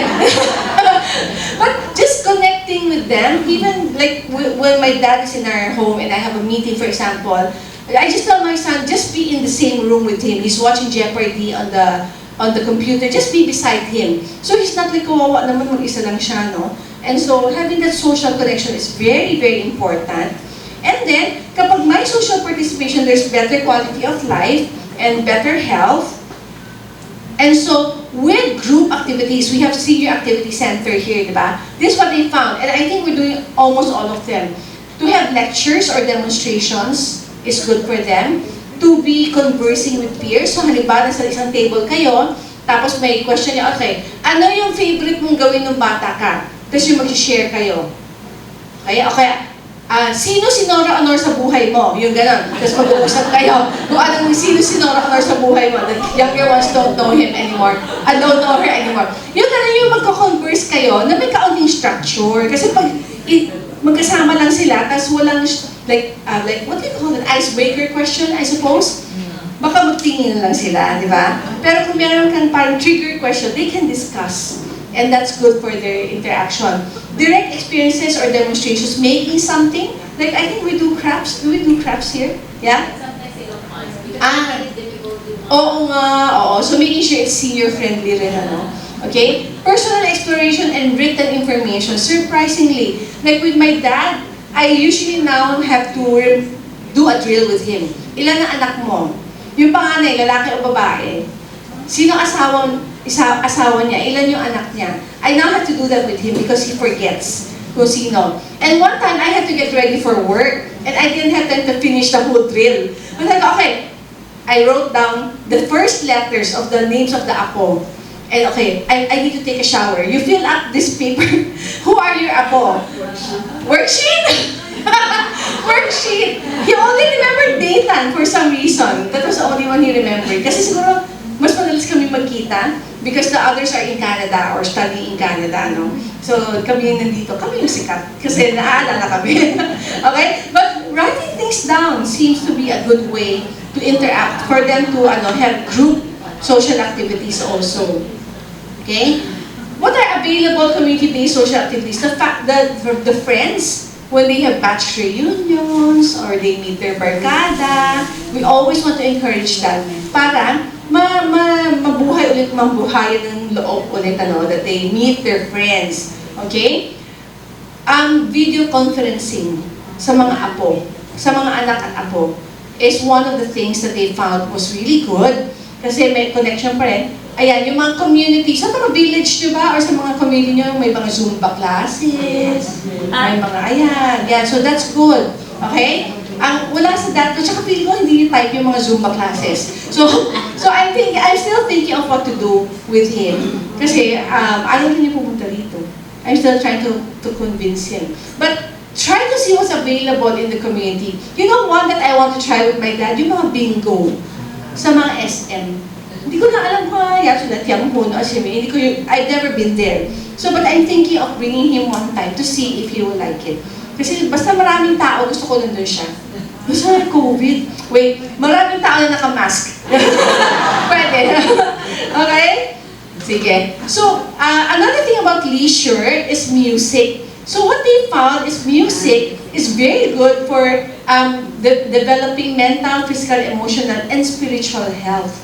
Okay? And the ways, and it's cheap. Mura lang ang music therapy. It's not like you're getting an orchestra, maski na radyo lang, or, well, I was going to say cassette tape or CD, pero wala na gumagamit nun, no? Playlist. Spotify. Yan. So there's three ways that music helps older people. The first one is that it has effects on the emotions. Mas hindi sila agitated, mas hindi sila anxious. Mas relax sila, nag-i-increase yung attention span nila, nababawasan ng pain kapag the right kind of music. And yung social skills nag-i-improve.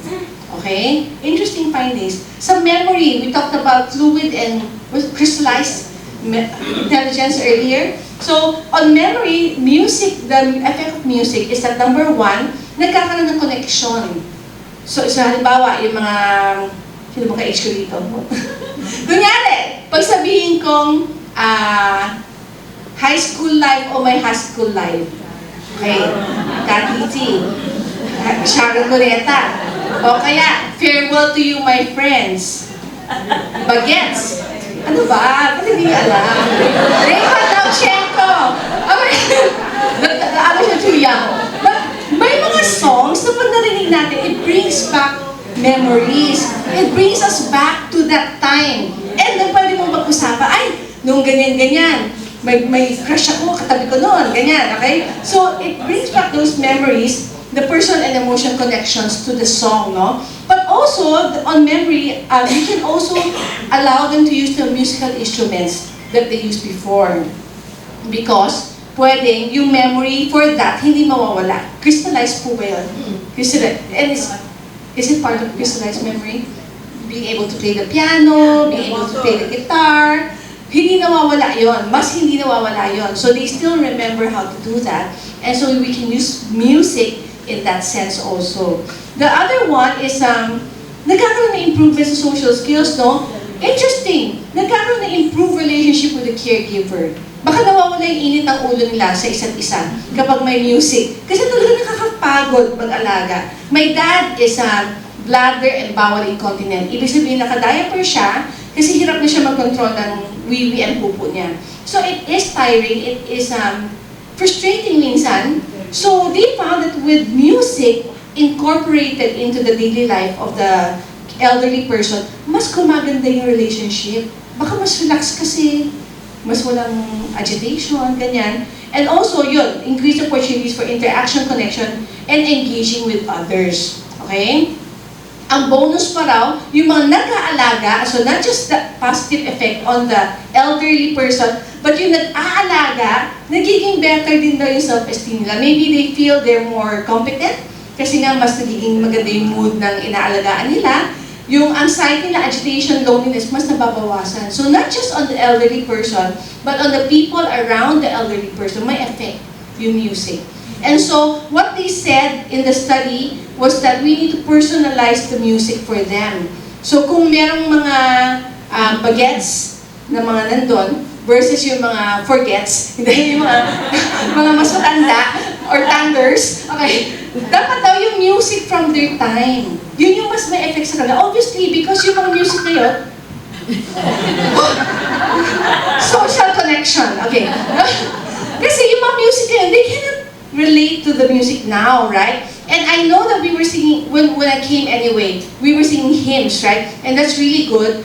But also, it might not speak to them on a personal level. Baka they didn't grow up in church, hindi familiar yung song sa kanila. So they can sing that, but also add yung mga songs from their era talaga.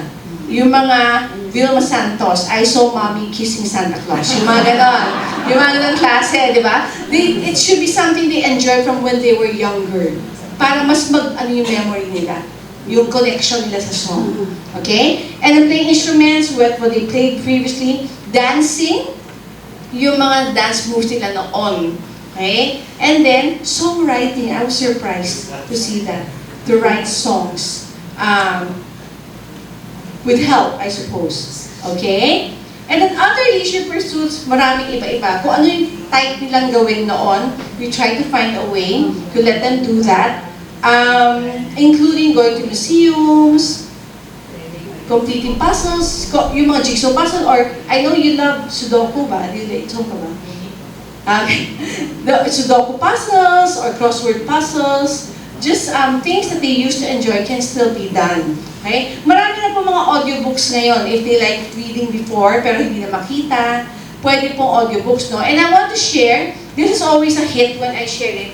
If you go, Android phone po ako, to Seeing AI, S-E-E-I-N-G, and then AI, meron pong may magagamit nyo po ito. I will demonstrate it. For older persons, no? So, meron pong function na T. So, if I want to read this, wala ko wifi, wait lang. It will read the text for me. Okay? So, this is useful for if hindi na makita yung gamot, expired na ba? Itong niluto ko ba, expired na? It will read it. But it's not participating right now. Ay, sorry. But it also reads, ayan. Wait lang ha. Okay? So it will read short text like this. It can also read a whole page. Okay, wait, sorry. Short text. Explore other leisure pursuits. Gardening, visiting friends, participating in clubs, reading or using audiobooks. So it reads out the text for you. You can read the barcode, yung mga sa products sa mga supermarket. Ano mo yung barcode, sasabihin niya kung anong product yun, anong flavor yun. You can look at a person. 12 faces. Wait, wait. 12 faces. 5 faces. Processing. Pinicturean ko si Steph. Ay, sorry. 3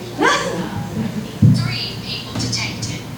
49-year-old woman with black hair looking happy. 18-year-old woman with black hair looking neutral. 35-year-old woman with black hair looking happy. Okay, so for those with low vision, it's very helpful. Seeing AI. 10, 11, 12. And it also reads money. So yung mga hirap, no? So itatapat mo yung sa pera, it will tell you 20 pesos, wala na 20 pesos ngayon, 50 pesos, 100 pesos. So, and even the color, you know how you have difficulty with color sometimes, it will read the color. Gray daw to. Hindi siya masyadong blue and white. Basta, yung color medyo palpak siya. Okay, but the other things is very useful. Seeing AI. So, I usually recommend this to my clients na matanda na low vision. And so, they found it very useful. Tsaka free siya. Okay? Sige.